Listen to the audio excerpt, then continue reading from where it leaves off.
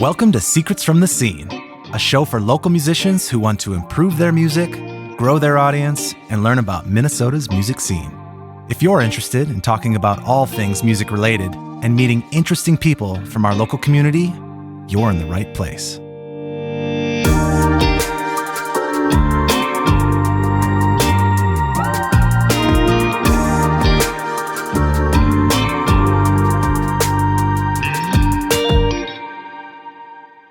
Welcome to Secrets from the Scene. My name is Stephen Helvig, and I'm your host. On today's episode, we have a great local band, the Bad Bad Hats.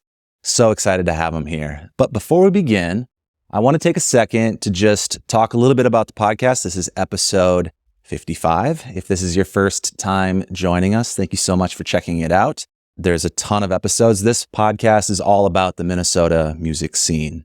We have artists and producers, retail owners, music photographers, publicists, managers, anybody that makes up a part of the music scene, venue owners, that's another one, comes on the podcast and shares what they know about the industry, how they got started in their position, the ups and the downs of it, advice, insights, stories. It's just meant to share knowledge amongst everybody that's participating in the local scene.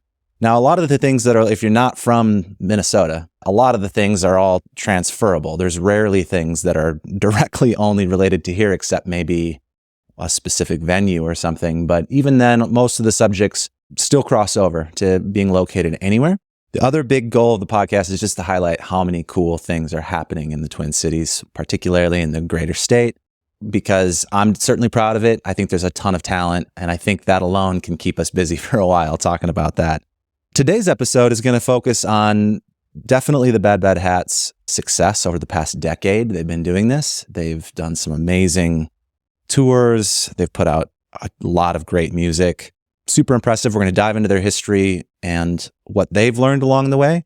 We're also going to talk a little bit about how they've ultimately kind of settled in on a self-management style and how they run their creative and their business side of things, which I think will be really interesting to learn from because they're doing it successfully. And I'm sure that there's been more than one road bump along the way. So without further ado, thank you for checking this out. If you've been a return listener, thank you so much for coming back. Please share this. Please follow, like, subscribe, all that kind of stuff, because if we're going to keep going, we're ultimately going to need that as well.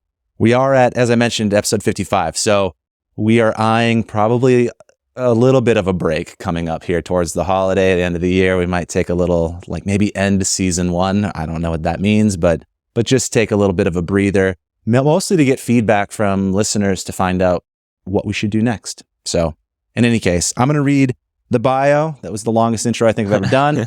And we'll dive into the interview. Bad Bad Hats is an indie rock band from Minneapolis, Minnesota.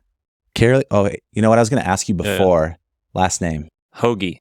Like the sandwich. I probably what I would have guessed. But right. Bad Bad Hats is an indie rock band from Minneapolis, Minnesota. Kerry Alexander and Chris Hoge met in college and formed the band in 2012.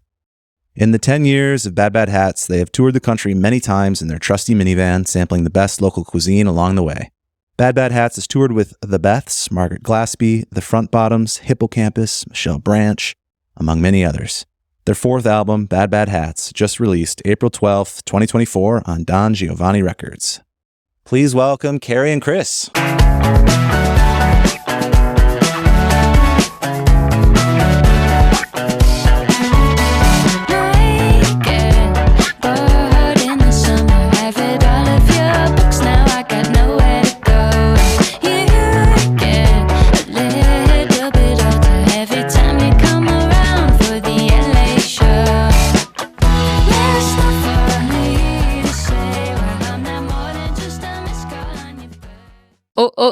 Here we are. I feel good about being episode 55. It's nice, It's a lot of episodes. Yeah. We've done one a week. Yeah. Wow. Yeah. Part of my long intro is that I've been I never talk about the purpose of the podcast a lot of times. So it's until I get to the end, and it's I throw it on the end. So I should probably lead with that maybe, because particularly with guests like you guys have a big fan base. So theoretically, there'll probably be some new people tuning in. They might want to hear what, they're getting into. For sure. Yeah. But it's been quite a journey.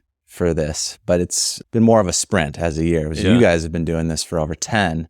Let's talk about that. Yeah. You know, I usually start these with like just some background and history. Yeah. You guys can be as in-depth or as brief as you'd like to on that. You can talk about highlights or you can dive into some of the reasons, but let's take it back to the college days where the band formed.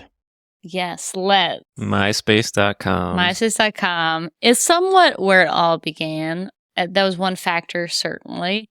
We were in college in the years 2008 to 2012. Mhm. Different era for indie rock in many ways. This was pre-Instagram. I think Instagram existed, but like people were using it for not in like 2008. band promotion in the same way, certainly. Spotify was also pretty new at the time, which is funny to think about now, but it was sort of, I was even using a thing called RDO that still existed. Like there were more streaming services. Spotify wasn't the dominant one quite yet. Facebook events were all the rage.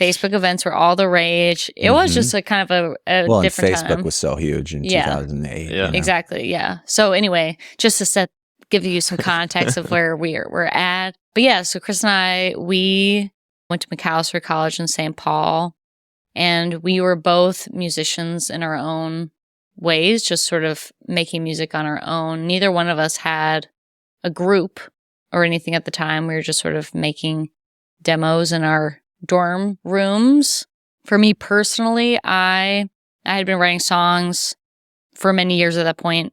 Also at home, I'd never been in a band before. I had always just was just writing songs in my bedroom and Were recording. you doing solo shows?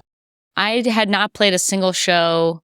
I played like one show in high school. It was like a sort of, it was called Rock the Lot. They just had a little concert in the parking lot. And my friend Christine and I played a few covers. And I think I played maybe like one or two original songs. But I had not performed really until I got to McAllister. And even then I was just playing open mic nights every once in a while. And just sort of, that was my beginning to performing. But I think part of that was I wasn't really familiar with indie shows. Like I grew up in Birmingham, Alabama, and then Tampa, Florida. And there were music scenes there, but I was not like privy to them. And there wasn't a lot of touring through either of those cities. I was supposed to see Tegan and Sarah at one point, but I decided to do homework instead. So I did not see a single indie rock show until I got to college. And then when I got there, sort of like, it felt like a whole world was like opened up to me. Like just the idea of a concert, a smaller concert where people are playing like the music I had only listened to like on CDs in my house, and just sort of what it looks like to perform original songs and what it looks like to be a smaller band. Trying to make it was like a brand new concept to me and was very exciting. And so I think I started writing new kinds of songs too when I got to college, because like all this was sort of like converging at once. But Chris, on the other hand, had played in some bands. Yeah, I had a cover band when I was in high school. I don't know that we had more than one or two originals, but yeah. I had played with people. Yeah. Chris, where did you grow up? In Guilford, Connecticut, just outside New Haven. Yeah, really nice place, really quiet. And in hindsight, a great place to grow up, but there wasn't a ton of music.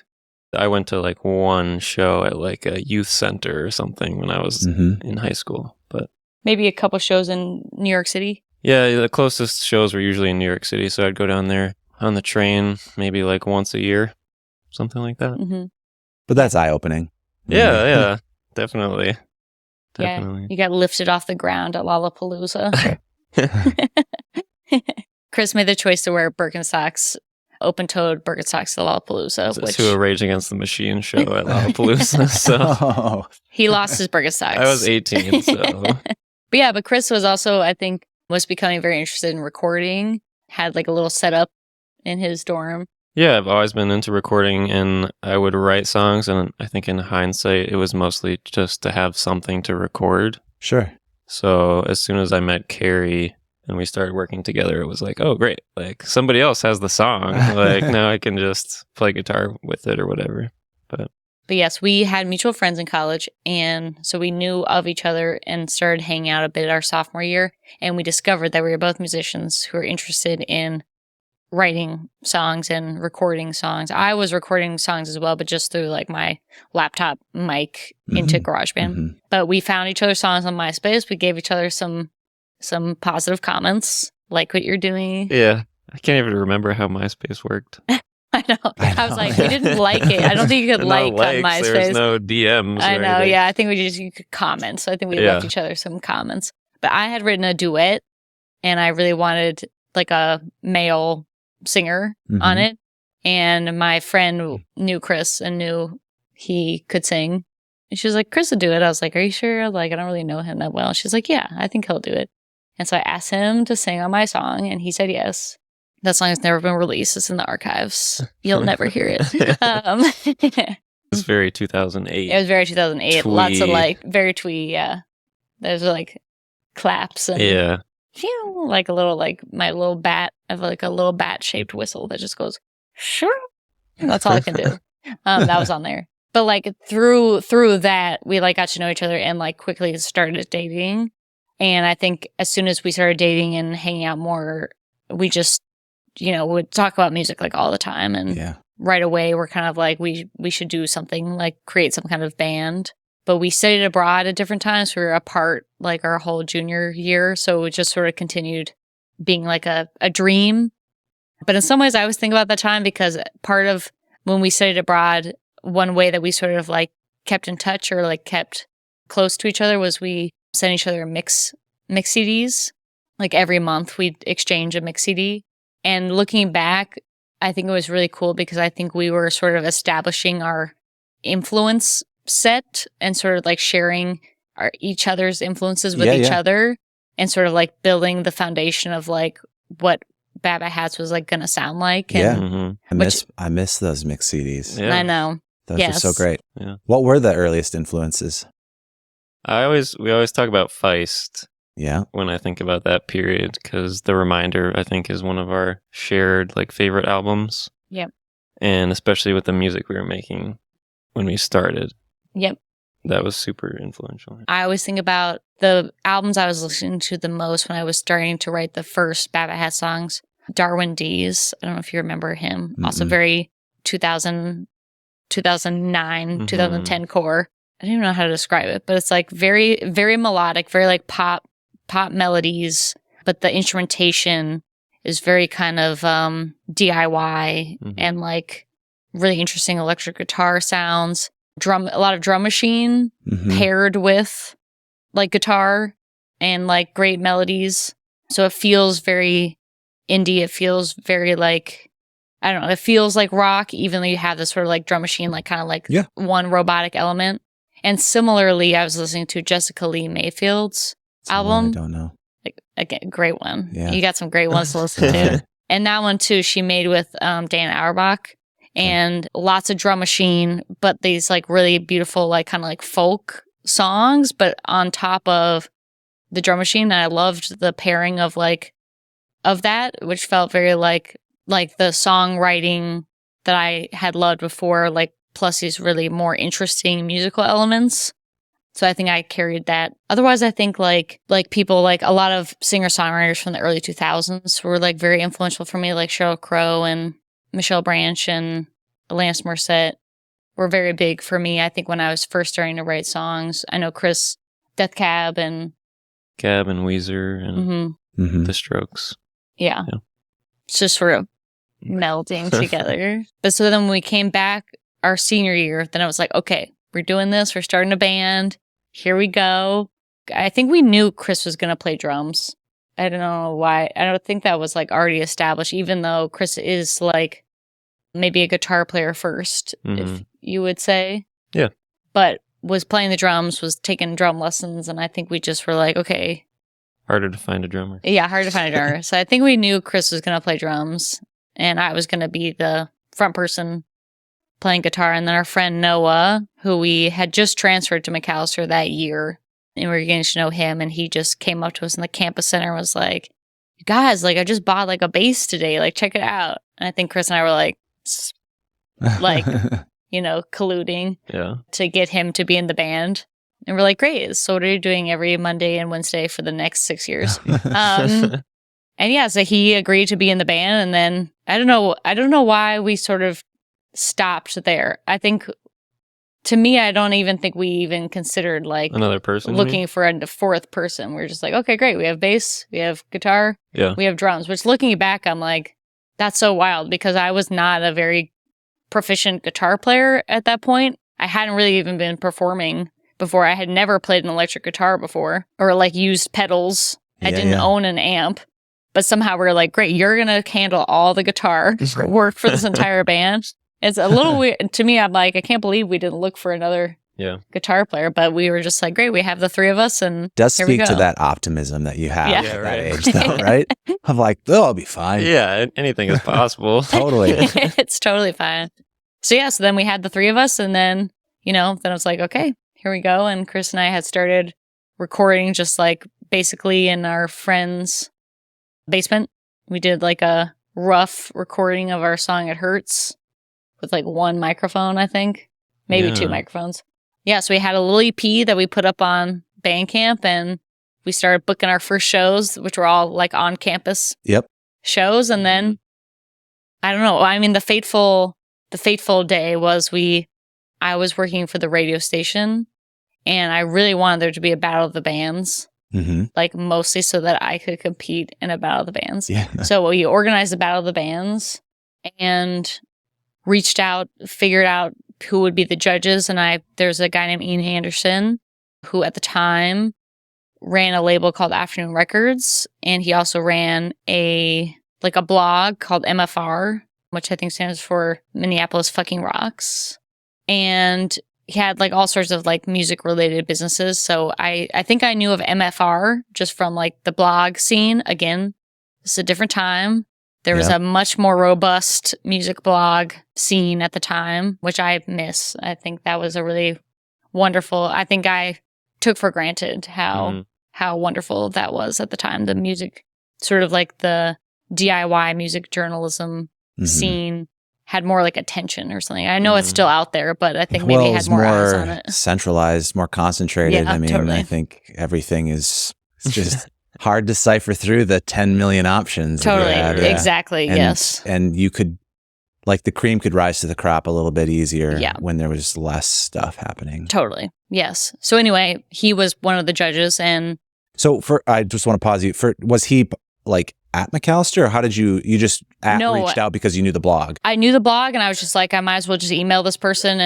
And he was like, sure, like, I'll be a judge. He responded in like 25 seconds or something. Yeah, too. He was just like on the computer, and I was like, wow, that's awesome. And I was feeling really excited just because I was in charge of organizing the event. And I was like, this is great. Like, we have like this guy. I think we had like a music professor, maybe also from like McAllister. Sure. And I know one of my English professors was one of the judges too. So I was feeling really happy because I was like, cool, this is going to be a great event.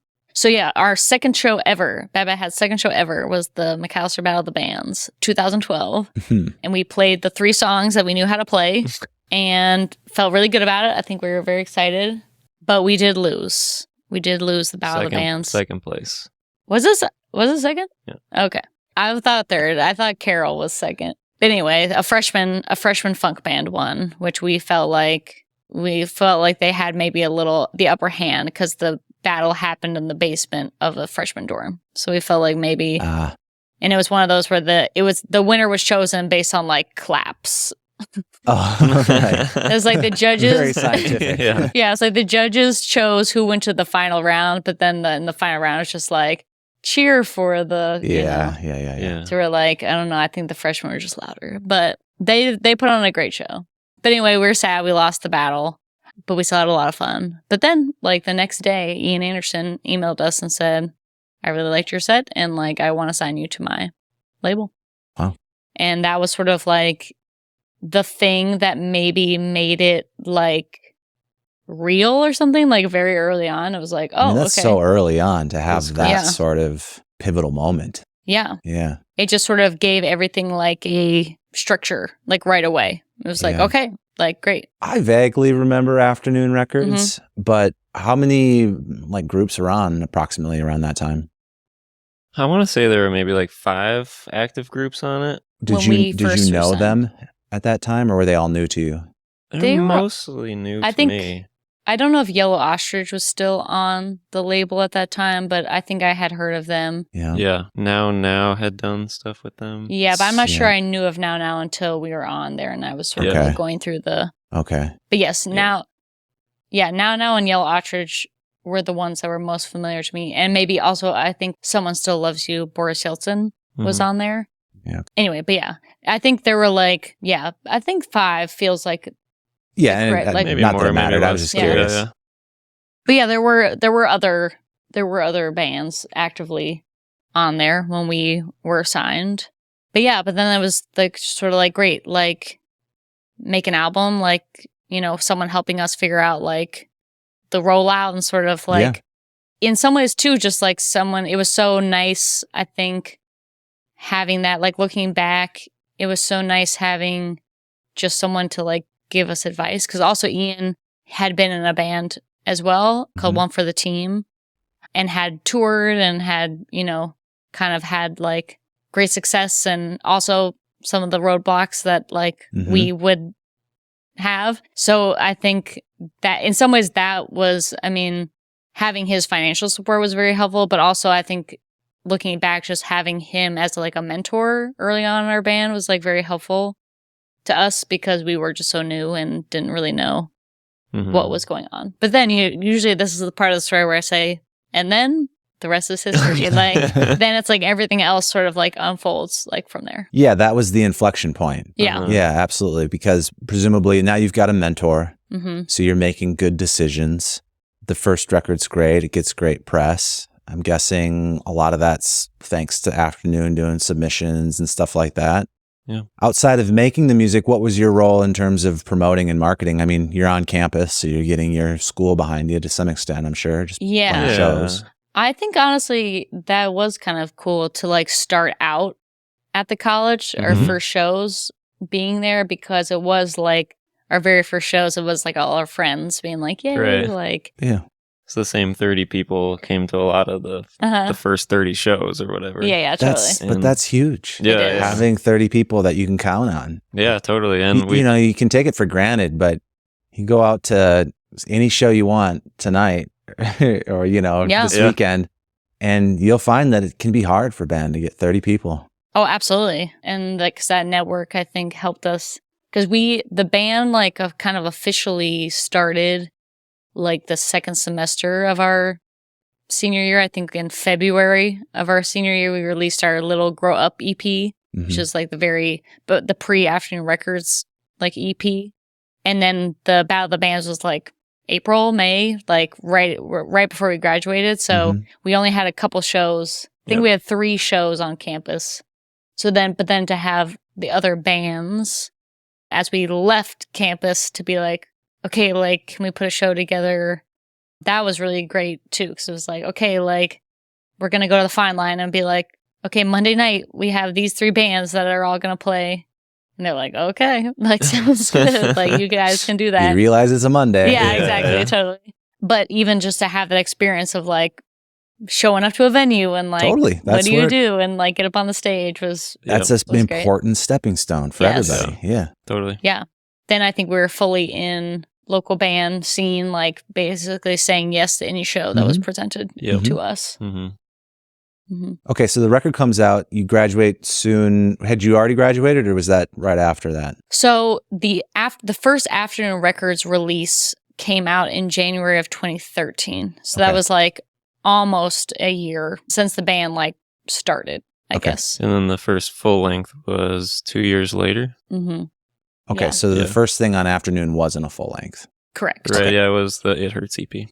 Mhm. Got it. Okay. So what was going through your guys' minds as you graduate college? You got this band you're excited about. How'd you obviously you're both are like, we got to do this, but how were you managing that?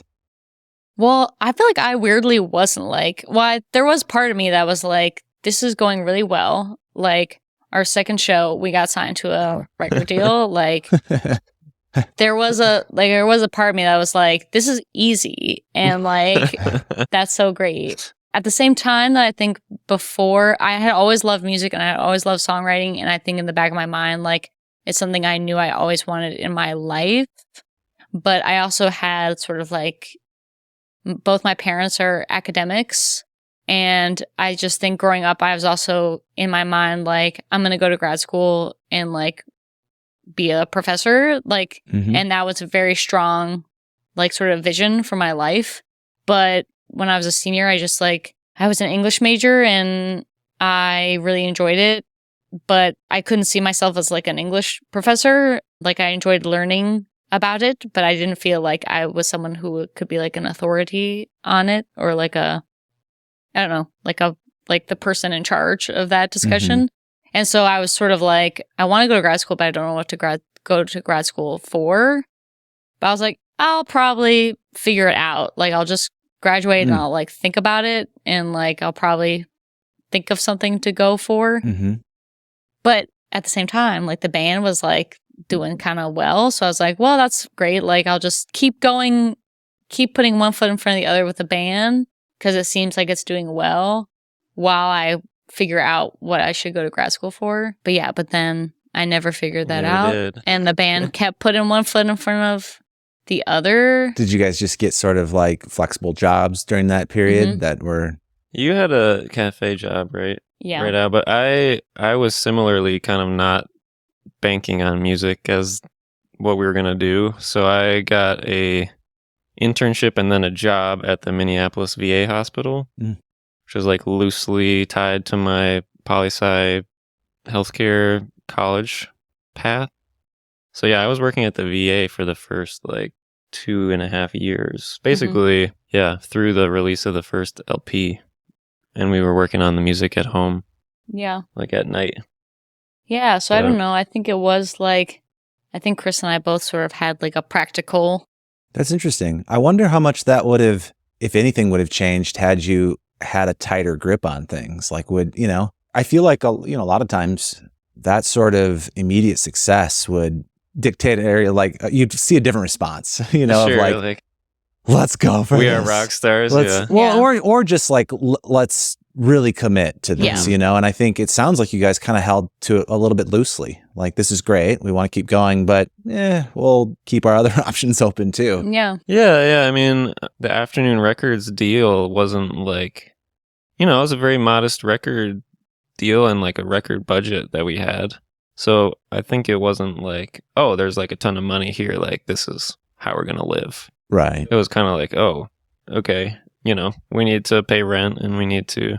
Yeah. We have parents who are expecting maybe a different path too. So I think we both kind of like had one foot in both places. Yeah. Yeah, totally. But we were having a lot of fun. Like, we did every Monday and Wednesday, we'd have band practice, which I loved. That sort of like, because there wasn't really anything to like practice for besides like, we didn't have any songs yet because we only had the one EP. And so it was a time we were like writing songs together. We were just like jamming. We just hang out at our disgusting rental like rehearsal space. As one does. One does. Someone had scrawled "foot garden" really big on the wall. So we'd go to the foot garden every Monday and Wednesday and just hole up, and with the horrible fluorescent lighting and the metal bands. There's always a metal band next door. Yep. Old as time. Taylor's old as time. And yeah, just like write songs and hang out and just like be friends. Like, loved hanging with Noah, and we'd get dinner beforehand and just hang out. It's just like a nice way to spend our time. And like I said, we were just sort of like, I think to maybe what you're saying, like, I didn't really think about it this way, but yeah, I don't think we were really like actively like, you're like, we got to do this. Like, here we go. Like, we were just sort of like letting the shows like roll in. It's abnormally healthy. Yeah. So we'd for a band that has some success. Like, I don't remember ever like seeking out a show. We would just like do our jobs and have band practice, and we'd get an email that was like, hey, do you want to play the show? And we'd be like, yes, we do. We would always say yes when the email came in, but I don't remember really like. Yeah, we were not booking. No. Yeah, we were not skilled or knowledgeable about booking at all. So it's just, Well, there's something to be said about being very good early on, which I know you guys, but that's the truth. I mean, there's going to be a lot of young bands listening to this going, that didn't happen for me. Right. Sure. You know? Yeah. Just comparing their experiences that are going to be very, very different. Because this so far sounds like about as great as it could go. Yeah. I mean, in some ways, yeah. Yeah, you know, and there's something to be said, and it's probably not just explicitly said enough, that very talented early on, you know, in terms of the early stuff is still very good, and kind of the right place, right time. Like, Yeah, totally. that music is about to get bigger and bigger and bigger, you know, in terms of the audience base for it too. Yeah. It's ahead of its time right then. It's like you're starting to merge stuff together. I mean, it existed. You had the influences and stuff, but you're putting it together in a way that was very relevant. Yeah. And going to be on trend too for that people that like that kind of music. Yeah. I will say, like, looking back and like talking about this, like, we were very kind of like, we were like blasé about it, but we were not like, this is our plan. This is what we're going to do. These are our goals. This is how we're going to achieve them. We were just like, great. Like, we just play these shows and like people ask us to play more shows and like we'll just sit here and let the emails roll in. But then conversely, like I do remember when our first EP came out, I was like, great, I await my trip to the moon. Like we're just gonna be like the biggest band ever, and like I am so excited. And then when that like didn't happen the way that I thought, I was like, what the hell? Like, this is just like supposed to happen. And I remember being very like disgruntled at the time that it like wasn't the biggest thing in like the Twin Cities music scene when it first came out. But also like I was not doing anything to like make that, you know, that reality possible, because I just was like hanging out. So that was like, I think that was an important humbling moment for me. But also I think I remember at the time talking to Ian about it, and he was just like, you know, there's something to be said for like the slow build, and you know, there's nothing wrong. And he's like, and that's actually what I'm like setting up for you, you know, like we're trying to like not spend too much on these records so you don't owe too much. Like we're trying to do a small build, not just like throw everything at it. And I think that was also sort of a good like reframing for me of like, okay, I understand the benefits of that. And also like I personally was still, as I mentioned, I was very new to like performing and like playing guitar, and I was getting better every day, but I was still like, you know, not at the level of like some of my counterparts.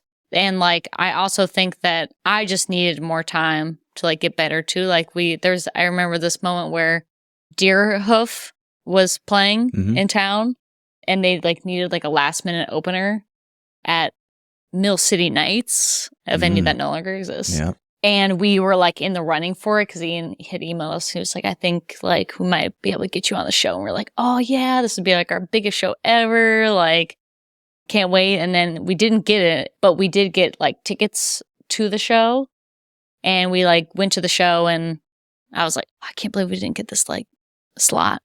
But then whoever the opening band was, they played, and I was like, something inside of me was like, oh, like it's actually really good that we didn't get this opening slot, because like we were not prepared to play on a stage that big in like a moment that big. Right. Yeah. And I was sort of happy that I had that realization at the time. To be like, oh, okay, I see. Yeah. That I was not actually like deserving of this. Right. We're not there yet. Yeah. Yeah. There's something to be said when you check out other people's peers' work, sort of like, that's where I want to be. And you go, oh, I still have some growing to do. Yes. Yeah.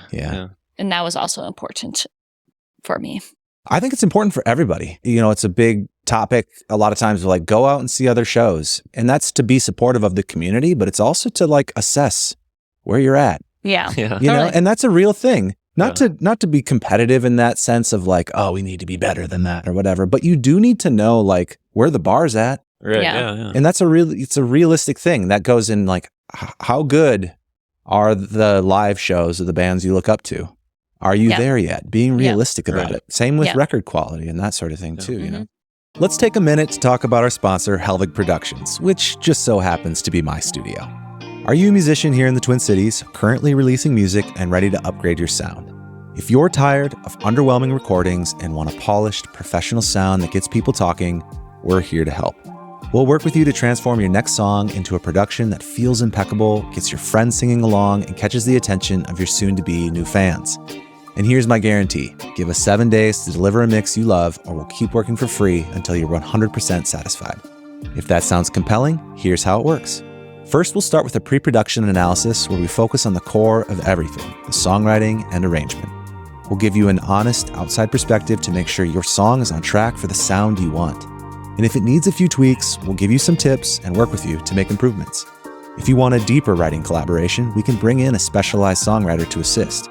Either way, you keep full ownership of your music, no matter what. Once that's locked in, we'll jump into the professional recording and production process. This is where we capture the best performance of each part from start to finish. We'll handle everything from detailed recording to expert vocal production, editing, tuning, mixing, and mastering. Plus, all our best production assistants along the way. We've got top-notch gear, a great live room, and most importantly, over 15 years of experience helping artists get their best performances. This process has helped our clients build real fan bases and even land on Spotify playlists. We've got the results to back it up. Sharkoff built a fan base from scratch with over 99,000 YouTube subscribers and over 60 million views across platforms. Silver Warehouse got their very first single playlisted by Spotify, racking up over 3 million plays. Waltzing on Waves had a song from their debut album playlisted on Spotify, amassing 2 million plays. Ludwig landed sync deals with brands like Hyundai and shows like All American. And we've got over 80 5-star reviews on Google. So if that's all you need to hear and you're ready to chat, head to helvigproductions.com/let's-connect or click the link in our show notes. We'll have you fill out a quick questionnaire, and if we're not a match, we'll let you know up front. We only work with clients who are a strong fit for our strengths because we're not satisfied until you are. If this sounds good to you, click that link and let's get started. I'm excited to see what we can create together. Let's go to what you guys might consider that second inflection point, the next time where it feels like, wow, this is really working. I guess, would it be our first big tour? Well, sort of that related to our first album. full-length record. So between It Hurts and our first full-length Psychic Reader, in those 2 years, like I said, we just played every show that was presented to us and really got that experience of playing live and playing often and meeting people and practicing and sort of figuring out. Finding our booking agent during that period too, right? We did, yeah. We had played a show opening for the Belfast Cowboys, who are a Van Morrison cover band. Yep. We opened for them at Lee's. I always get confused with Lyle's. No, it's Lee's Liquor Lounge. Lee's Liquor Lounge, yeah. Mm-hmm. And it was a really fun show. That was the kind of show we just always loved hopping on a weekday show, and they were so nice, and there were so many people there. I remember everyone was dancing, which hardly ever happened, but there were people swing dancing to our set. Yeah, and then to their set too. And I remember we were all dancing with the crowd while the Belfast Cowboys were playing, and it was just a very positive, fun night, just a great day in the music industry, you know. And after the set, the lead singer of the Belfast Cowboys was he's like, I like you guys, my friend's a booking agent, I'm gonna tell him about you. And you're kind of okay, we don't know. I mean, are they a booking agent? We don't know, but that's nice of you, whoever they are, thank you. But then, it turns out, Brian, it was and is a legitimate booking agent, and messaged us, and he has a very funny, short way of emailing. And so he sent us this little email that was heard about you guys, yeah, what do you have going on or something to that effect? Yeah. We were we gotta figure out what to say to this guy. And he kind of slow rolled us, sort of. He was I'll book you a couple shows and see how you do and see, and I think maybe see what the promoter says about you. Mm-hmm. So we played our very first out of town shows, because we played Chicago and we played Madison, 2 little fests. Yep. 2013, 14? 2014. Oh.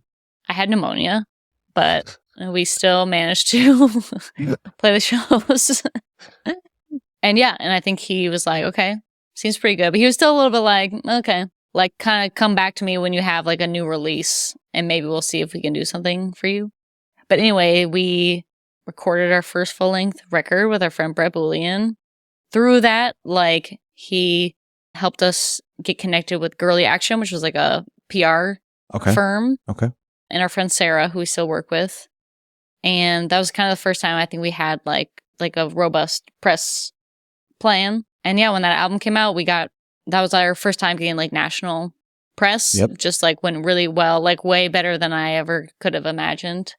Checked a lot of like my small, like, it's funny looking back because like really my goals were for the band were like kind of comparatively small things. Like my main goal as a band was to be a Spin magazine, like artists you should know. Sure. Which is just like a thing they did like once a month. But I always subscribed to Spin magazine. I used to get the physical magazine. And that was the thing that I really wanted. And I got it with Psychic Reader. And I was like, great, well, we did it. And now I guess that's it. So like that, but that felt amazing because that was something I was like, I never thought I would. That's still a big accomplishment. Yeah, I never thought I'd be able to do that. And yeah, it was just like the first time we were sort of in front of a national audience. And then, as Chris said, as part of that, we got our first national tour opening for a band called the Minor Birds. And it was a 6-week tour, like around the entire country. And so, yeah, that was definitely the next sort of step. We actually took our friend Arlen on tour as the drummer for us. He was playing with Caroline Smith and maybe Cloud Cult at that time. Yep.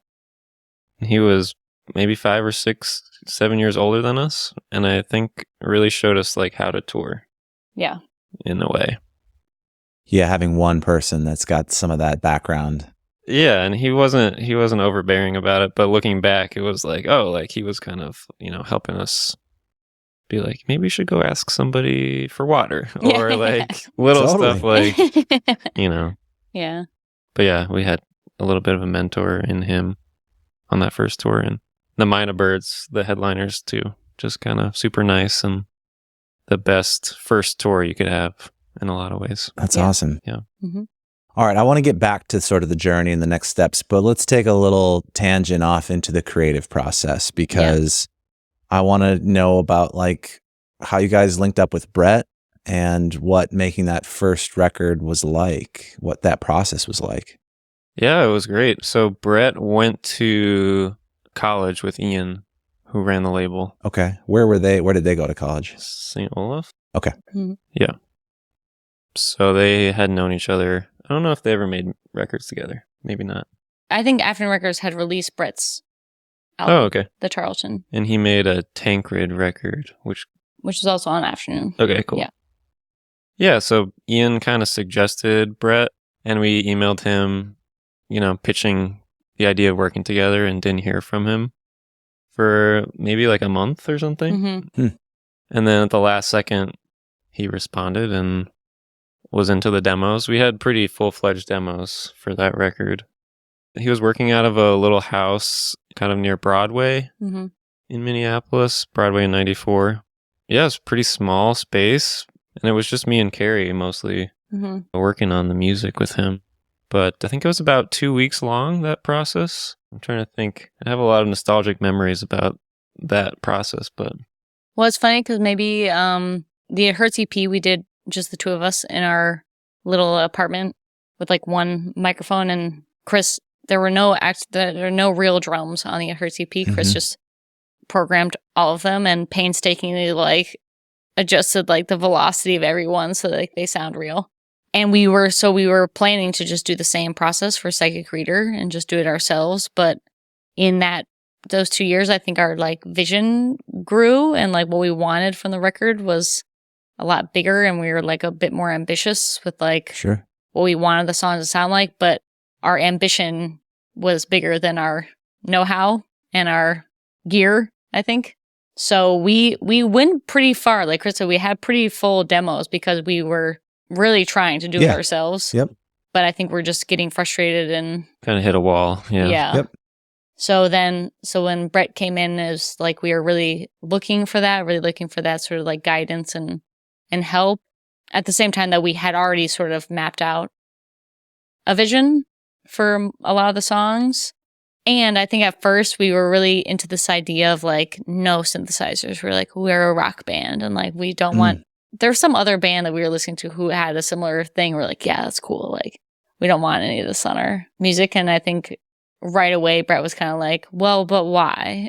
And we're like, I don't know, because it's like, it's like rock. Like he was like, okay, well, I'm just gonna turn on the synth and like play a chord, and you guys can tell me. We're like, that sounds really. It was like good. a mono synth and like a delay pedal, and we were like, "Oh yes, exactly. That's what we want." Yeah, like that's what the chorus is. That's so amazing. I know. So it was so like right away. He was helping us. Yeah, he definitely helped us to be like think a bit bigger about what music can be. And it was cool because we had, even though a lot of the songs were figured out, there's one song, Psychic Reader, that was only a voice memo. I think that was the only song that was only a voice memo. So that was cool too, that we got an opportunity to work with Brett from like start to finish on a song and really see how we truly like collaborated together. And it was very successful. So yeah, it was just a great experience. We learned so much even just in that one record. We've worked with Brett on many more records, but even if it had just been that one, I think we would have taken a lot from him that we learned in that process. So typically, do you start with all the songwriting then? Yes. Yeah, mostly I would say like 85% of Bad Bad Hat songs begin with me making what I refer to as like the open mic night version of the song. So just like vocals, the vocal melody, the lyrics, and like the basic guitar chords. Yep. And then it sounds like there's a first layer of production, self-production. Yeah, usually. Sometimes it'll be like Kerry comes in and records a scratch and then goes off and does her thing, and I kind of make a demo. Sometimes we do it more together. Sometimes you do a full demo in GarageBand, and that's it. I mean, there's been all of that. Yeah, but there's a lot of times some advancement of the demo to like, let's start shaping it a little bit at least. Yeah, usually, though there are, I would say like, certainly there are always on every record a few songs that are just the voice memos. Yep. Yeah. You guys have made a lot of records with Brett from what I can tell, but the most recent one is completely self-produced? Not completely, but mostly, yes. 9 out of 10. Sure. Yes, one song we did with Brett when we were working on Walkman. It was in like the Walkman sessions. Okay.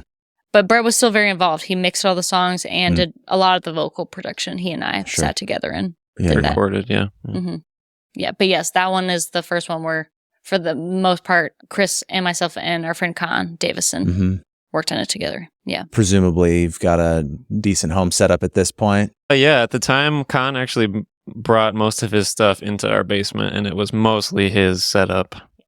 Now we've kind of replicated that, and we do have a pretty good setup in the basement. Yeah, not a lot of space, but Did you enjoy having more of the process done at home, or is it like, it's nice to have another person in the room at all times?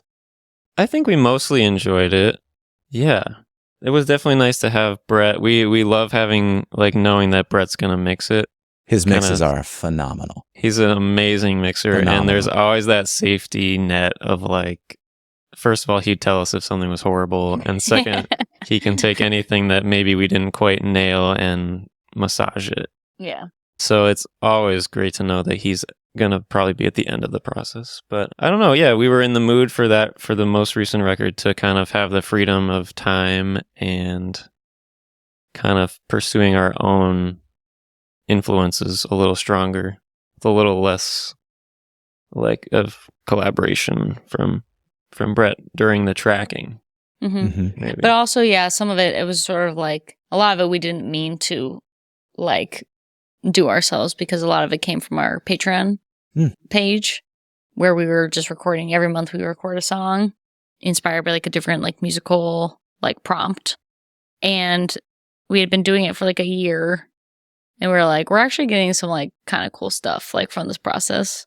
And then we were like, oh, okay, we should like finish it. But I think process had given us the confidence that we could do some cool stuff in our house. Well, and having worked with somebody like Brett for that long, you naturally have picked up the process. Yeah. Stealing his tricks. Yeah. It's something I've brought up before of like, clearly the music industry is moving way more into the DIY space. It's already moved like substantially there, and it's probably going to go even further that way with the advent of AI and stuff, making just things like the last holdout is like mixing is hard. Right, yeah. But that might start changing in a few years. Not to say that, you'll be able to mix as well as Brett, but you could probably do really, really well, right? But there's something to be said about working with somebody that knows the process and learning that, even if you do eventually want to just be doing it on your own. It's advice that I do give to most artists. Now, I run a recording studio, so I'm biased, of course, of like, no, you should work with a professional. But I'm realistic in that, like, most people don't need to do that necessarily every time. Yeah. Right, There's a time and a place where you absolutely need a studio for certain things, and more that you don't, depending on your style of music and so on. But even if you don't need it, working with somebody that is more experienced in that teaches you so much. Yeah, I think so. I am also a proponent of collaboration, like wherever you can find it. Like, I'm happy to have Chris to bounce ideas off of. Like, I'm happy to have a band to play with. Like, all of that I feel like just adds to the experience. And it's been cool. Like, there are just like always going to be like financial questions of like, can we afford a studio or not? But I do think that like having some home setup is really nice to like work on stuff and demo, and maybe certain things you can do by yourself. But there is always something to me about like, I'll always love the experience of like, okay, you got 2 weeks in this space with this person, and like what comes out of that, like sort of like almost like summer camp of making a record of like, okay, this is the moment, this is the headspace you're in when you're working on all these songs. There's something special about that to me that I always sort of gravitate towards. Sure. Yeah. Okay, let's get back to the sort of timeline. You've done a big tour now. What happens next? In some ways, what happens next is everything that's been happening. Right. It hasn't changed that much since then. I don't know. It's just sort of like bigger shows, longer tours. Yeah, basically. Yeah. At what point did you part ways with Afternoon? So Psychic Reader came out in 2015, and we toured heavily after that came out. So we went on a big tour with the Minor Birds. Then shortly after that, we went on a tour with Hippocampus, which is super fun. Yeah. That still stands as one of our like best. That was like one of the best fits I think we ever had. Totally. Just like their fans seem to really enjoy our music as well. And we still have people who we met on that tour who we see every, like once a year, which is really wonderful. And then, 2016, we opened for Third Eye Blind. And those were the biggest venues we had ever played up until that point, playing big theaters, going to new cities. And that just felt like, that was like one of our first experiences of like, whoa, like this is a band we like listen to as like. Well, that's what I was going to ask. They probably were somewhat of a big influence. Yes. Totally, yeah. I sure. like learned how to play drums, like playing along to their songs in my basement. Totally, and the guitars and the Third Eye Blind stuff is so cool. And so cool. So that was wild. That was a big moment for us of like, like playing alongside people who had been influences for us. We played with Mark Glaspie in 2016. That was just super fun. And then we did like a subsequent tour in 2017. I think 2016, we're still working our jobs and playing shows as they were coming and touring and still playing like local shows and then doing a few tours. At the very end of 2016, we were starting to think about recording our next album. We had, finished touring and like I felt like I had the songs. I was itching to make another record. And Brett was like, okay, but he was like, but I think he's like a suggestion I have, because we had, like Chris said, we had mostly just been me and Chris making Psychic Reader, and Chris was doing a lot of there was like a week, it was like a 2-week period, and there was like a week where I just like sat there because it was like Chris was playing all the drums, Chris was playing like, all the guitar, like sharing bass playing with Noah. And so Brett was like, I think you should hire a drummer for the next session. So like Chris can be freed up to do guitar stuff, synth stuff, and like, and like maybe there's a drummer who has like a different feel, a different like style. And he was like, I know this guy named Con Davison, like I just worked with him, like I think you should hire him. And we were like, okay. So we messaged Con. He was like, yeah, sure, I'll play on your record. And we're like, I guess, I don't know. I don't think we had been playing as a trio again at that point. So I think we were also like, well, maybe he should just play some shows with us too. And we could go back to a 4-piece and get Chris back on guitar, like start working on like arrangements and stuff. So Con like effectively like joined the band in our live band at that point in like late 2016. And then we were making Lightning Round all together. And that one came out on Afternoon Records in 2018. Mm-hmm. So we did another year of big touring in 2017, lots of shows, working on the record. And then, yes, it didn't come out till 2018, which frustrated me because I felt like I was ready sooner. But with all the touring, it's just like so hard to get into the studio and do it. That was our last record with Afternoon. That I think that completed our contract, which was like a 3-release contract. Yeah, the Wide Right EP was kind of like right after Lightning Round. Yeah, so we had the leftover songs. In the Lightning Round session, we had 3 songs that like didn't make the cut for the album. We just decided to release them as an EP. And maybe that was the thing that was the end of it, yeah. So we just sort of released that a little bit willy-nilly. Looking back, I wish we had maybe put a little more effort behind promoting that because I really like those songs. But I think we were at a point where like, get it out, we're done. Like it's like cut it off. And I think at that point, we were one of the last bands remaining on Afternoon that was active. Okay. Which was cool in some ways because... Lots of attention. Only child. Yeah. But I think we felt a little bit like we just wondered, like we just saw other bands on other labels who had other bands on the label who you could like tour with, or you could, sure. It just seemed like who could all the seas, like rising the boats. Like we were the only boat on the sea at Afternoon Records and just felt a little isolated. Mm-hmm. And Ian was like, I'll keep putting out your records like as long as you want, which was really, really nice and really comforting to know that we had someone who could financially help us. But I think we just wondered if there was somewhere else we could go where there'd be maybe a bigger budget, but also maybe more importantly to us, like other people who we could, just network with or be friends with. I don't know, sort of like a slow build to that next step, because Lightning Round came out and 2018 we played the most shows in a year that we've ever played. Like we were... How many? 108. Okay. We were just really at that point continuing our like process of just like shows. Like let's just do Album, it. Show, tour, repeat. Yeah. And I think 2018 was also the year that we stopped working at our other jobs. At least Chris and I. Yeah, they stopped scheduling me. Yeah. It wasn't my choice. Yeah. But I accepted it. So in that way too, we were both freed up to play more shows, but also scared and wanted to play more shows. Did it feel financially feasible, or was it like, It was uh-oh. It was a little It was uh-oh, yeah. I remember talking to my parents and just feeling like, I think my money's about to be like cut in half. Like my income's about to drop and I don't know if it's going to work. But it did.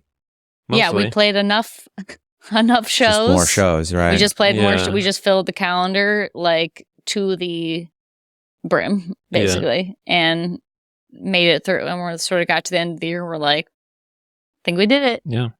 I think we're full-time musicians now, which is cool. And then it continued the touring, the Lightning Round tour cycle. Yep. End of 2019, open for the Beths, which is super awesome to start the year. That was super fun. And we played South by Southwest in 2019 and met managers. And we're sort of like, we're ready to take on managers because up until this point, we were just doing it ourselves. Mm-hmm. We had a booking agent, as we discussed, booking our shows for us, which is very helpful. Would recommend if you were able to get one of those. Especially if you're going to play 108 shows. 108 shows. I don't think you can do that by yourself, but had always been in charge of every other part of the business. We're looking to take on managers to help us specifically move on from Afternoon Records and find a new label. Sure. So we spent most of 2019 pitching. We made a bunch of demos. We had not recorded anything, but we made a bunch of demos with Con in our little practice space. And we're pitching and playing more shows, still touring. And no one bit. And we just like didn't have any offers. And we're feeling like, you know, that was specifically one of the first times I think that, because I think we had been so lucky to just roll and roll. We never went to the moon like I hoped we would, but we were always going up the escalator in our career. And that was sort of like one of the first big times where it was like, oh, the thing that naturally should happen, which always happened to us, didn't happen. It didn't just naturally fall in place right away. Yeah. What the heck? Darn. So that was a tough moment, and we parted ways with our managers, who were really great. Like in some ways, like I really liked them, and I enjoyed having them for a second. Like got the taste of, oh, I don't have to do that. But we knew that we really wanted to lock in something like a bigger label deal to feel like we could offset the cost of a manager. And when that didn't happen, we just felt like we're not sure if we want to do this. We just weren't sure. So we parted ways. And then it was 2020. And then, you know, that's that. Yeah, different time. Yeah. Wow. Yeah. What did you guys do to survive 2020? We live stream central, basically. Yeah. Okay. Mm-hmm. We were on tour when everything happened, and we did a live stream from our hotel room to kind of be like, we had to cancel shows. Like, I guess we were like, tip us on Venmo if you want. Mm-hmm. Yeah. In the hotel. And it was incredible. It was like, whoa, you know. Like people actually watched people were supportive and sent us some tips. It was like, okay, crazy. Kind of jumped straight into doing that on YouTube. Mm-hmm. Like completely publicly, like open to anybody once a week for a long time. We did like 17. Yeah, something like that. Least. It was like once a week for like 3 months or something. Okay. I don't know. And there was all 4 covers. months? Yeah. It was mostly covers. Right? It was like a themed cover show every week. Mm-hmm. Like an hour long. And we had open to tips and stuff like that. That was the first phase. Mm-hmm. And that was really fun. Like, I think in the early days, like, it was a lot of work. Like, we are a band who have, like, almost never had a cover song, like, in our set. So, like, this is our first time, like, learning covers since we were, like, kids learning how to play guitar. And that was, like, a lot harder than I thought it would be. Like, figuring out what the set was going to be and then, like, sitting down and, like, rehearsing all the songs. Like, yeah. But it was also, like, such a gift because we were just trapped at home with nothing to do anyway. So it was, like, a nice way to spend time. And, like, I felt like it was actually, like, weirdly, like, inspiring new kind of guitar playing, like, in my own songwriting and stuff. Yeah. But yeah, we would wear little costumes and, like, have themes, and I'd make little props out of aluminum foil. And it was fun. It was very, like, you know, our brand that we'd established at this point, which is, like, some comedy, some music, you know, just general goofiness and fun. But yeah, but by like August, September, things were like a little more, less like everyone's trapped at home and more like people aren't, you know, sitting down to watch a live stream like every Saturday. And we had not seen Con like this entire time because we were all isolating. And we're looking for a way to spend time with him again and make music with him again. And also looking to like get back to original. So then in September of 2020, we started our Patreon page where we focused on writing and recording an original song every month. Sure. Yeah. How has Patreon been working for you guys? It's cool. I think we've had around 100 patrons on there, sort of on average, the whole time. Yeah, I think it's pretty cool. We do playlists every month. Kerry makes a playlist that kind of establishes like a genre that'll be the theme for the month. Mm-hmm.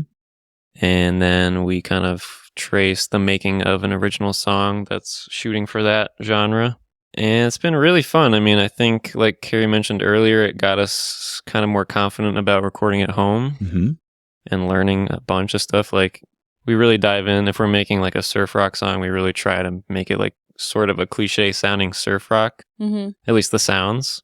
So it's been fun to try to like learn different recording techniques or different ways of playing. Yeah, and at the time too, Con would come over every week and we'd work on it. So it was always fun to see Con and Chris be like, okay, like, you know, like what mic should we use for like 60s week? Like, how do we get that like Beatles sound or like Motown sound? Or so it was fun, like bouncing ideas off each other and trying stuff. And yeah, it's fun to have a prompt in a lot of ways. And it's never, I mean, you know, sometimes you don't feel like doing it, but for the most part, it's really been like rewarding and motivating and stuff. It hasn't been too much of a slog. Yeah. So we've done like 40 songs or something like that. Almost 4 years.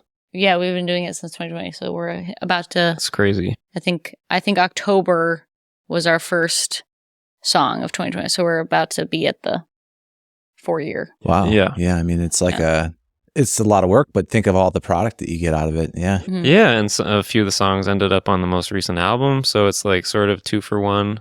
I know that there are, you know, we're not the most successful band on Patreon. There are people who their whole income is Patreon, and that's really cool. Like I'm jealous of that in some ways, but it's like a part of how we make money and a part of how we spend our time. How much has it grown since you started? Honestly, like not that much. Like Maybe it's been not, pretty like static. Do like you promote it? we don't, so that's probably why it's not growing. Yeah, I think Patreon says somewhere on their website that you can expect like 1% of your fans to be part of it, and that's been pretty true for us. If you look at like Instagram or something. Yeah, I think there's room to have a little bit more by that ratio. But yes, I think at first we felt like I think we were worried that we were like blasting too much of like certain things, like when people were trapped at home. I don't know the right way to say it, but like we're hoping to get back to like promoting like shows like in the real world again and like not cover live streams, you mean? Yeah, it's like for a long time we're just like we're doing cover songs and like we're doing this and like we're excited to like not be promoting something like that anymore. Be like, okay, let's get back to like you can come see our show and you can listen to our album. But I think there is room to promote it more. Yeah, for a minute we would kind of promote it at shows just offhand, like from the stage, and kind of play one song from it. From the pool of Patreon songs occasionally. But yeah, we definitely don't promote it on social media that often. I want to dig into this a little bit because I think it's, again, where a lot of things are probably heading for people, that especially if you're in the long haul. You know, I think a lot of newer bands don't do it because it's like another thing that they have to do and they're already struggling with like, you know, just keeping up. But I think once you've decided like, nope, we're doing this, then Patreon does get to be really helpful to have a place for your really dedicated fans to pay you more money for access.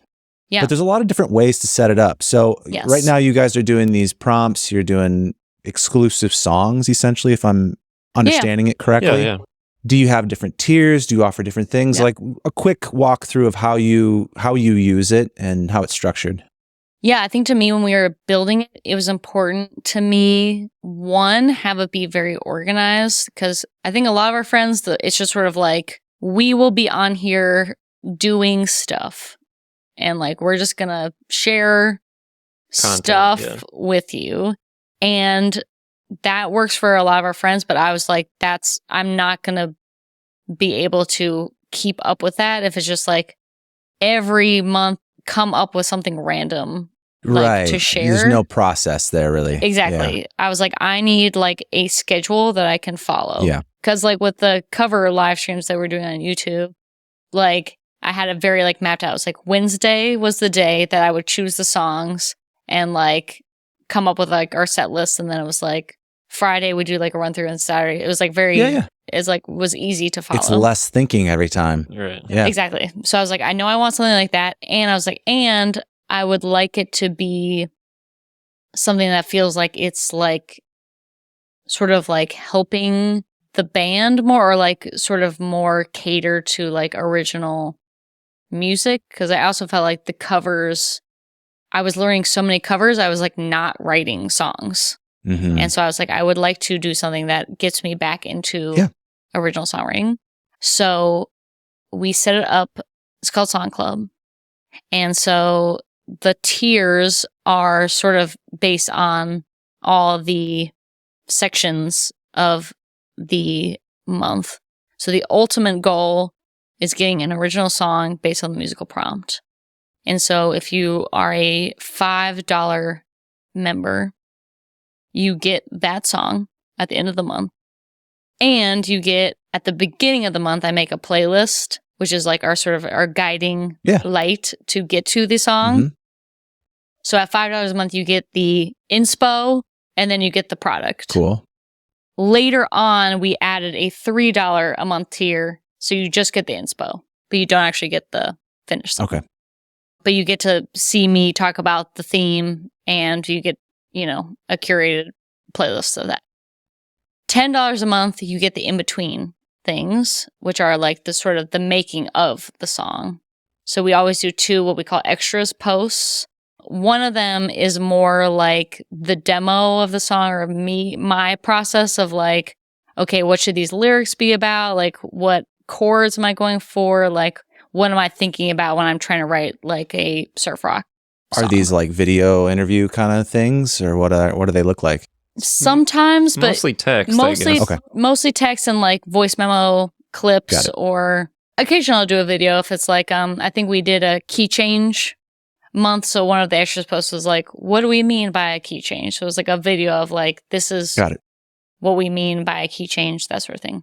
Then the other extras post is the recording of the song, and that Chris helps me with. So it's like, this is the bass we use, this is the drum mic setup, more technical for the music nerds. Yep.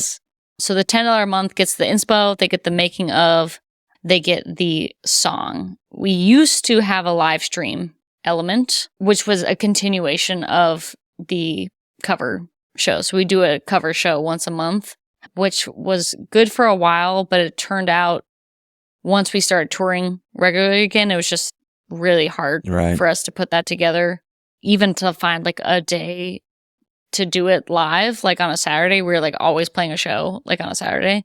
So we phased that out, but they're all still on there at the $10 tier.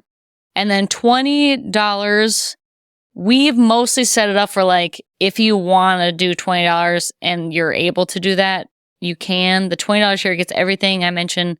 Plus I do like kind of like a blog entry every month, or just sort of like write my thoughts, what I'm thinking about. And the $20 tier gets that. And you get like a one-time like merch gift. Sure. But to me, the $20 tier, like I said, is mostly like, are you able to give $20? Yeah. Yep. Mm-hmm. So yeah, that's the setup. Cool. I think that's helpful just to have more people understand like all the variety of ways you can set things up. Yeah, it's endless. Yeah. Mm-hmm. Yeah. Okay. This has already been a great conversation. I feel like just getting into the amount of things I want to know about, but I won't keep you guys too much longer. But I would probably regret if I didn't ask a little bit about some of the hard stuff, right? We've talked about so many things that have gone very well ultimately, but that's not to say it's been easy. Yeah. Right. As you guys both, I'm sure, are well aware of how difficult it is to maintain a decade plus. Yeah. What have been the hardest things? What are the struggles?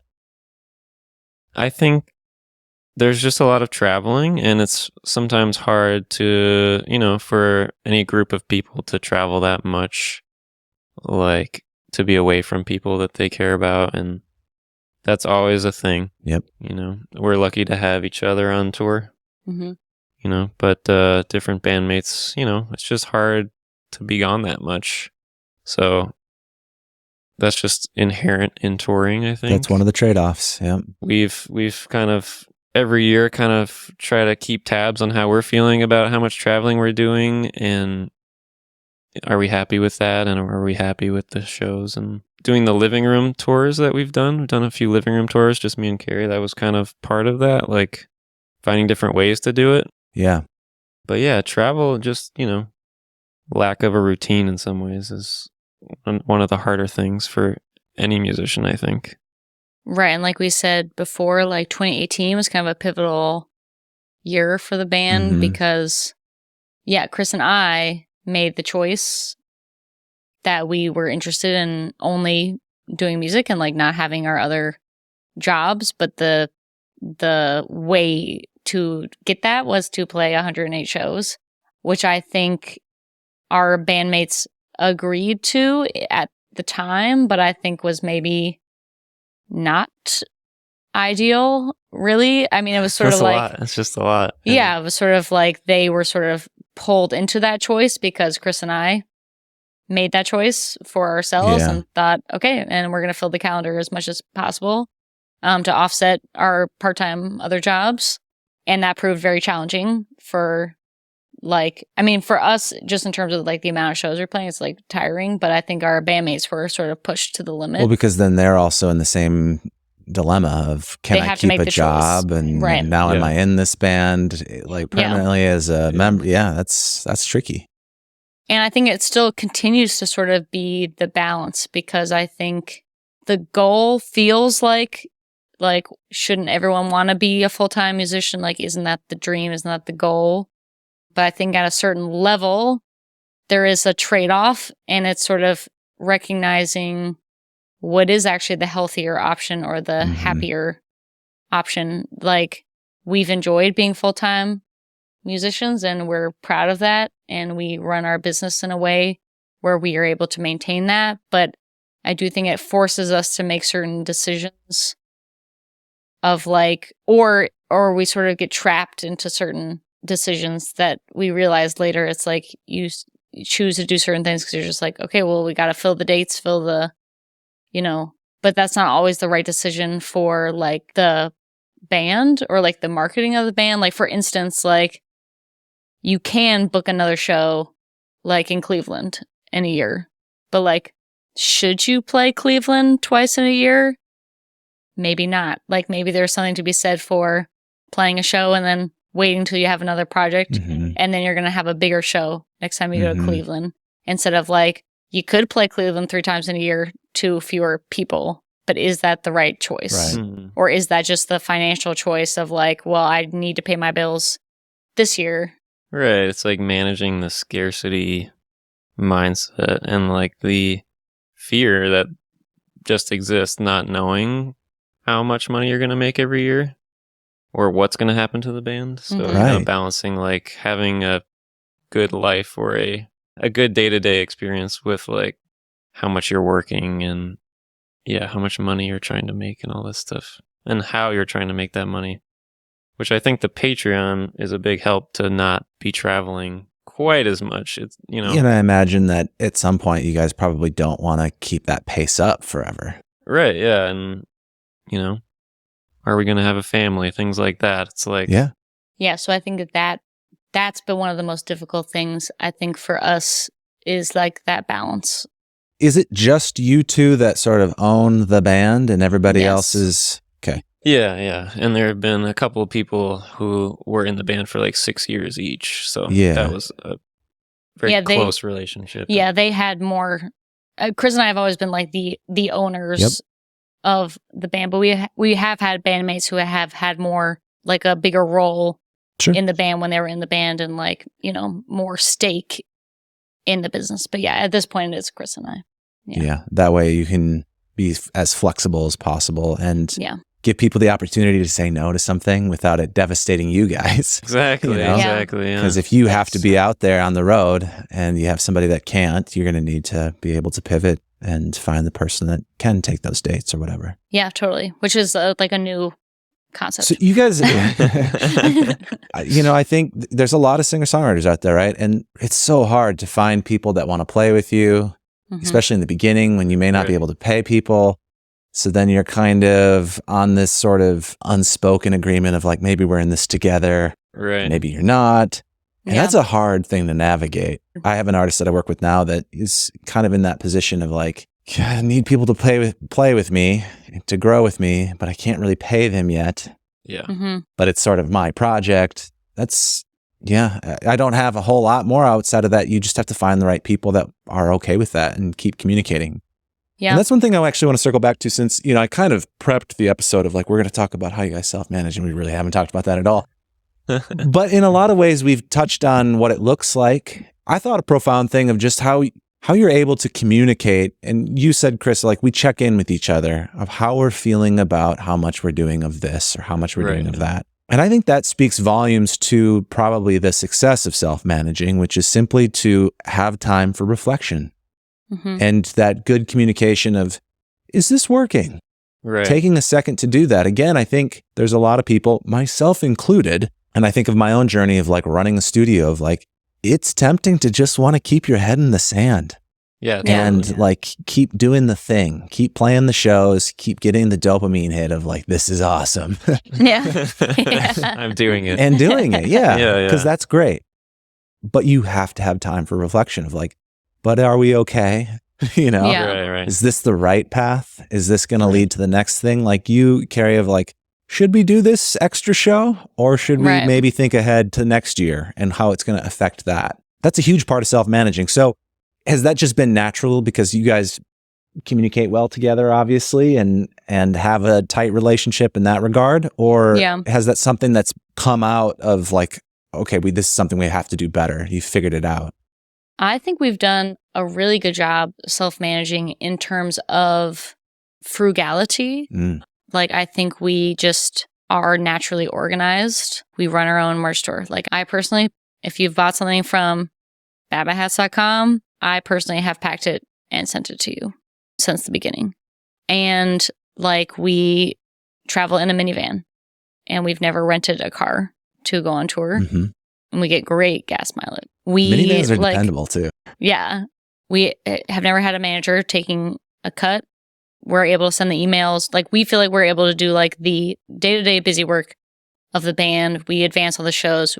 I book all the hotels, like that kind of thing. We've set up the band since the beginning where like the band gets a cut of income. So like the band's always growing. So we're able to like pay for records. Like, we're in a position where we pay for our own, like making our own records and recording, which gives us like a better deal with the record label. So like that kinds of things, I think we've done really well being able to manage the day-to-day of the band. And it's allowed us to be full-time musicians because we've been able to save money, you know, pay for certain things, like not have to get trapped in sort of like some of the like costs. But I do think because of that, sort of like what you're describing, it has been really hard for us to think big picture because we're so in the trenches of like, okay, I gotta send these merch orders. Okay, I gotta book these hotels. Okay, like Chris advanced all the shows. Like, I gotta drive all day.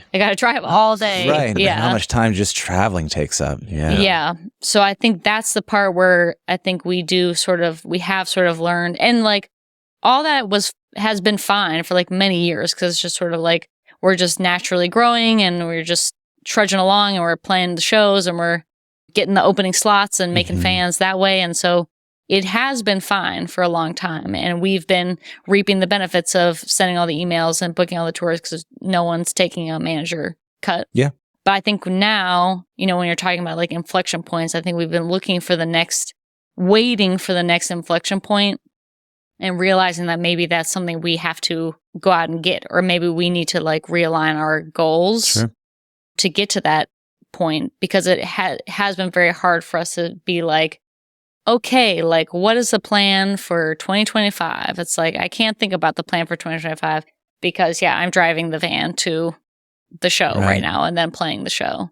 So that's the part where there is that balance. Again, sort of like we were saying about like, okay, you get to be a full-time musician, but you have to play 100 shows. It's like, okay, you get to be self-managed, but maybe you can't get to the next step because you just can't even think about it. So trying to figure out what is the goal and like how do you get there is kind of like the point where we are. And I don't know. It's exciting and also sort of like you've been doing the same thing for so many years. It's like, well, this is just what we do. Like, what else would we be doing? But do we want to do that forever? Yeah, I don't know. Like in some ways, like that sounds fun because it is still really fun. Like we love playing the shows and we love riding around our minivan and like it's a great life. But it's just sort of forcing yourself to say like, I don't know, is there something more that we want? And if so, like, are we down to kind of like blow up the thing that we're used to do that. Mm-hmm. Yeah, but it is great to have each other. I think I would be completely lost on my own trying to navigate a lot of these things. And it would also probably be hard in like a 4-person democratic band to agree on a lot of stuff, I imagine. Yeah. So yeah, having the two of us, we talk about this stuff like 24/7 for better or for worse.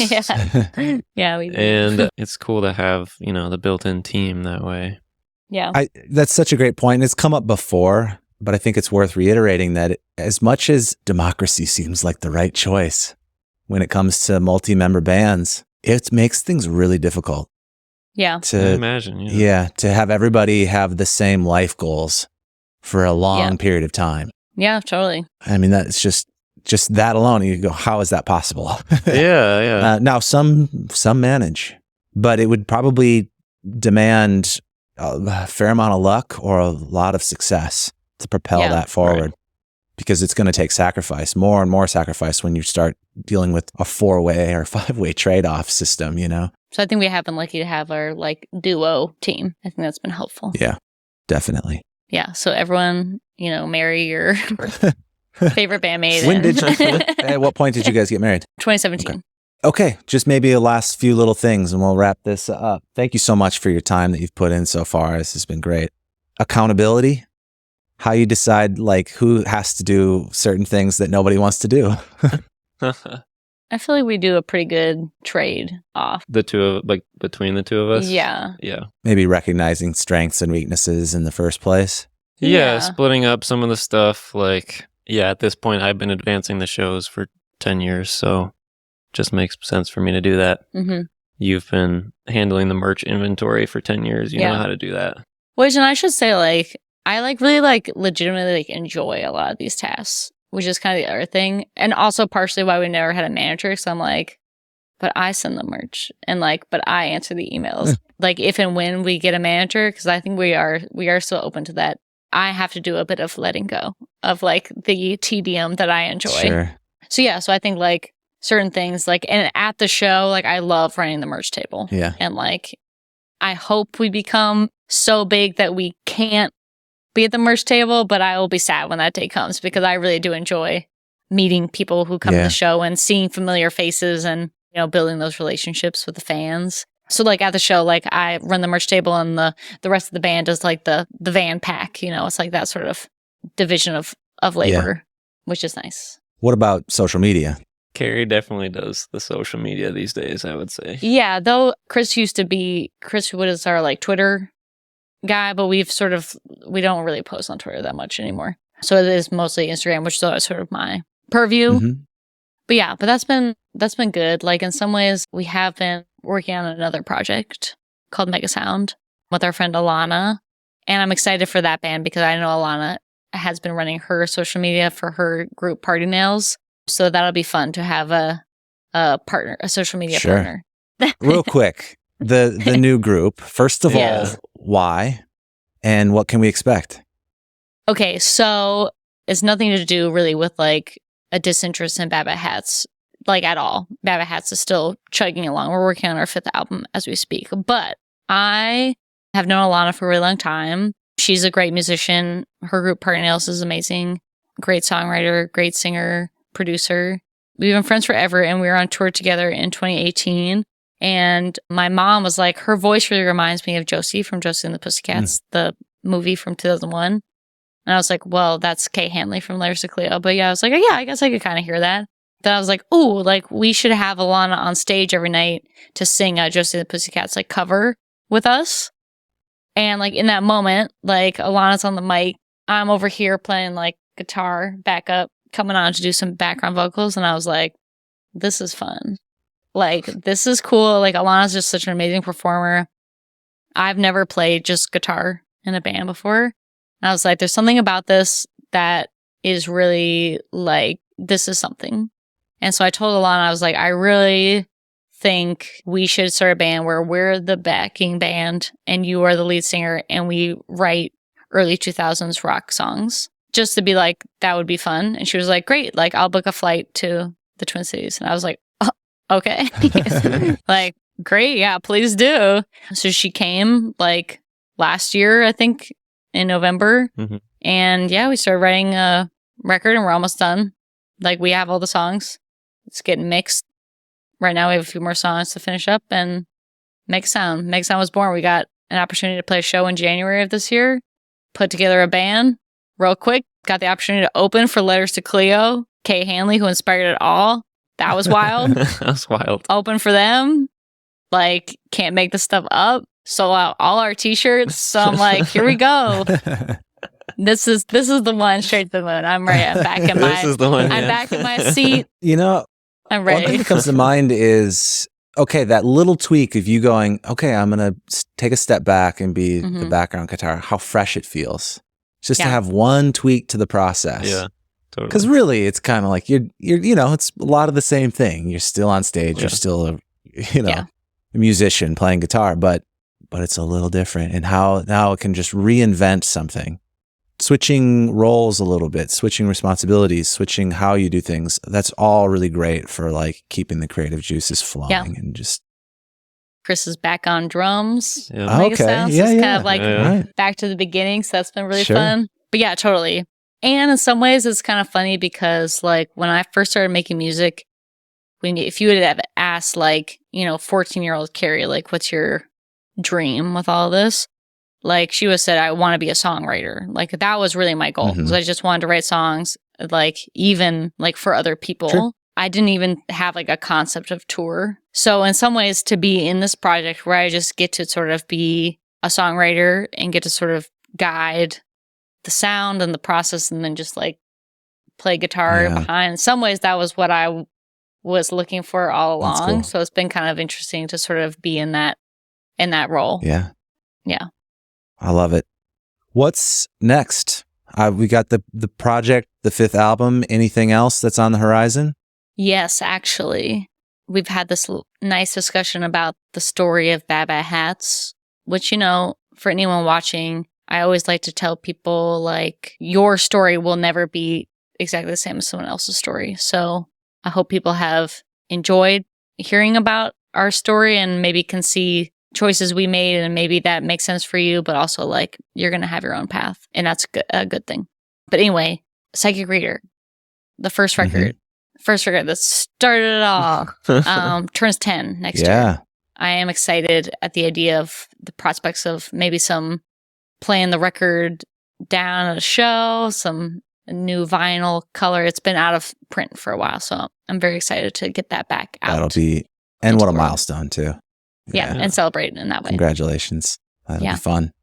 Well, I think this is it. The last question I ask everybody is if you want to pass on a secret, a piece of advice to other people in the scene, put yourselves back in those college days. You're listening to this episode. What would you want to hear? What would you need to hear to make this work?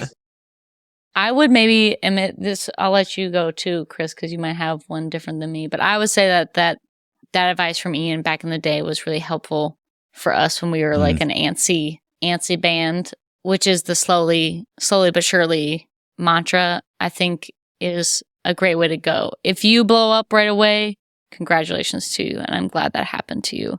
If it's not popping off like you maybe see other people happening to, like, it's okay. It doesn't mean that it's not going to at some point, or you're not going to grow. I think just being able to sort of, appreciation for those early shows and like your friends coming to see you, like any new fan that you make every night. It's like, yeah, like, did you sell a t-shirt tonight? Like, that's amazing, honestly. Like, just these like little steps, these little milestones are so important in the long run. It's like hard not to see like the big things and be like, why don't I have that? But like sort of the micro moments of like, what a wonderful thing to like make a new friend, make a new fan, experience a new city. That sort of joy for the journey will take you very far, I think. You have to enjoy the process. Yeah. Yeah. I think the way I think about it is don't compare yourself to other people. Like, you can learn from other people. You can look to other people to be inspired or, try to take something from it, but something we still struggle with. But just don't compare yourself to somebody else's path or success or anything like that. Just follow what you think is right and try to build a life that you think you want to have. But 100% agree. Easier said than done. Yeah, It's totally. something everybody struggles with, especially with how social media works in today's Yeah. culture. My piece of advice is simply, when you find yourself comparing, just try to redirect it to your former self. Like, how am I doing to last week, last month, last year? Yeah, totally. Am I doing the things I said I wanted to do? Is this aligning with what I'm trying to accomplish? Totally. Like that kind of comparison, there's a place for that.